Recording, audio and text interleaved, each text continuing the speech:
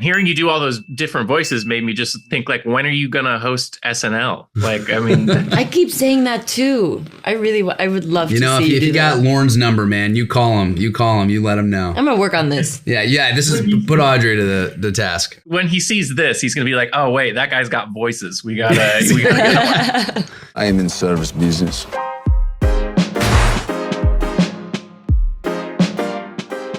Well, I was wondering if you got involved with writing this specifically because you were eager to showcase your range in that regard. None of these characters were cooked up before we created the script. Like the real Gary Johnson, in the Texas Monthly article, is this really fascinating guy. He's a psychology professor who moonlights with the police department. He ends up becoming sort of what they called the Laurence Olivier fake hitman, where he looked across the table from whoever was trying to hire someone to murder their husband or their wife or their business partner and would become that fantasy. And that was such a compelling idea. So that's where it started off. So it's not like I had any of these characters in my arsenal until like a couple weeks before shooting. This was all sort of how Gary did it, which is on the fly. But it was always a joy because we were also running so short on time that I was never really able to show Rick these characters before we were able to shoot them. So it was all very last minute, but a blast. Because I had to go to Andor right after filming, I was kind of shot out of this, and we shot our part fairly quickly. And then I went straight to London to start Andor, so I didn't see any of them, nor was I around, really. All I saw was teeth laying around in his house when we would go in for rehearsal, because that's where we would rehearse, the three of us. And it would just be like random teeth or like random little objects, and he would hide them from me. He really didn't want me to see anybody, or he didn't want to ruin the illusion of Ron that he was creating for me. This is serious. So when I watched it, I was so surprised, but also so impressed of his ability as an actor and his range. And I was just kind of blown away by him. And it felt like a very different movie than I had been a part of, for sure. Did you see him performing all these various personas, or did you see it for the first time when you screened it? First time when we screened it. Was that a trip? Yeah, because I didn't, I thought, Glen's a good actor, but I just thought I was the handsome guy. And he was like, no, he's going to play the guy with the terrible teeth. He's going to play the guy with the terrible hair. He's going to play the guy who's, kind of a jackass and full on. So I really enjoyed seeing that. Yeah. Also, the main character, Gary, that's not Glen. Right, it's really not. So even that is a departure from the real Glen Powell. Mm-hmm. The real Glen Powell is much cooler. It's almost like an actor playing an actor, and that whole meta thing, There's levels of performances going on in here, I'm the dude playing the dude, disguised as another dude. We're sort of deconstructing the hitman genre, or debunking maybe is the word. Just, it's a pop culture myth. Basically, this notion of a retail hitman, it's a comment on consumerism, maybe, that you could just buy someone's life. It's ridiculous. This whole thing, there's a certain, artifice to so much of this, as there are the genres we're operating in. So it was kind of an interesting headspace to be in. Remember the lady came in trying to have her husband killed that we let go? Yeah, her husband was just found dead. I'm sorry, what happened? You just got done with a very successful rom-com that comparatively is a little more wholesome. Were you like, my next on-screen romance, there's going to be murder? Like, we got to get it darker. We shot this before. Anyone But You.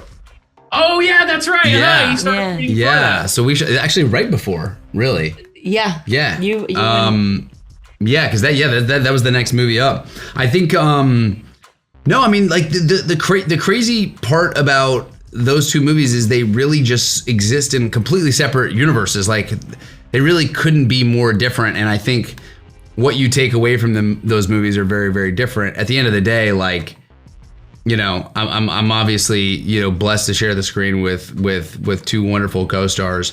I will say that this movie in particular is really interesting because that was a Shakespeare adaptation. Our entry point into this movie was very, very different because it was really taking the premise of, it was a really contemplation of identity and passion. There's a much more Linklater cerebral aspect to this one that was it's just different. It's just a different beast completely.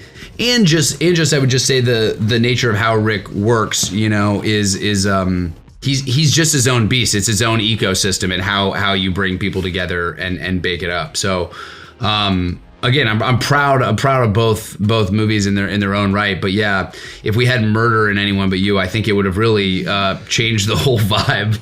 How did you see him change as an actor since Everybody Wants Some? That feels like it was yesterday, but it was 8 years ago. You know what I mean? Yeah, we shot it coming up on 10 years ago. It just deepened. He hasn't changed. He was always the smart, funny, hardworking, charismatic guy, same guy. But I don't know. A little experience, you learn from everybody. Glen's an absorber, a learner. So, that much more experience, that much, you would say, tools in the toolkit, in a good way. Some actors get worse because they protect themselves in weird ways. They're less open for things, where Glen was more open. He was really pushing himself and not afraid. So I don't know. It was cool to work with him, as always. Do you think this movie has a villain? Yeah. Jasper. Yeah. Yeah, Jasper's not a nice guy. Yeah. Cop or no cop, he's still a jackass. I thought you guys were going to be like, no, that's a good question. Oh no, I think we took on what our characters felt. You knew they did not like Jasper, so he is the villain. Yeah. He's that guy at work that you don't want to be stuck at lunch with him. Mm-hmm. By the end of the movie, Gary has become something he couldn't have fathomed at the beginning. He even said it in the dialogue, and he's incapable of being that guy. But by the end, mix in some passion, some sex, some romance, take him on this ride. It's like, oh, okay. Don't be so sure what you're capable of or not capable of. I think we all are. We're all contradictions, and you can't really say what you're capable of. I like the idea that you could consciously dial up something that you want in your life that you think is there. You're just not, the as-if principle that's stated in the movie. So that's interesting to me. My name is Gary Johnson, and my simple question for you is, who is your hitman?